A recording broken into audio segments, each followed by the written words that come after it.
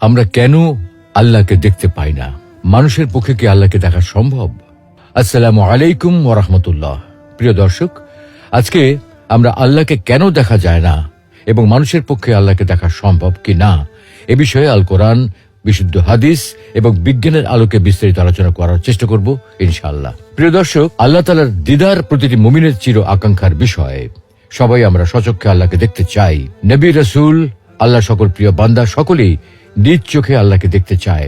যে আল্লাহর জন্য এত সিজদা, এত আনুগত্য, এত ভালোবাসা, সেই আল্লাহকে না দেখতে চায় কে? তাই মুসা আলাইহিস সালাম নিজ চোখে আল্লাহকে একটি বার দেখার আকুতি জানিয়েছিলেন। কিন্তু মুসা আলাইহিস সালামের মতো জলিলুল কদর রাসূলের পক্ষে আল্লাহকে দেখা সম্ভব হয়নি। আমাদের প্রিয় নবী মুহাম্মদ সাল্লাল্লাহু আলাইহি ওয়াসাল্লামের অন্তরেও আল্লাহকে দেখার ভীষণ আকুতি ছিল, কিন্তু সাইয়্যিদুল আম্বিয়ার পক্ষেও আল্লাহকে দেখা সম্ভব হয়নি। বস্তুত দুনিয়াতে কারো পক্ষেই আল্লাহকে দেখা সম্ভব নয়। আল্লাহকে দেখা সম্ভব না হওয়ার কারণটা কি? প্রিয় দর্শক, এই পৃথিবী এবং মহাবিশ্বে বাস্তবে যা কিছু আছে, যে সকল পদার্থ এবং শক্তি আছে, যেগুলোর অস্তিত্ব বাস্তবে বিদ্যমান আছে, আমরা কিন্তু সেগুলোর সবকিছু চোখে দেখি না।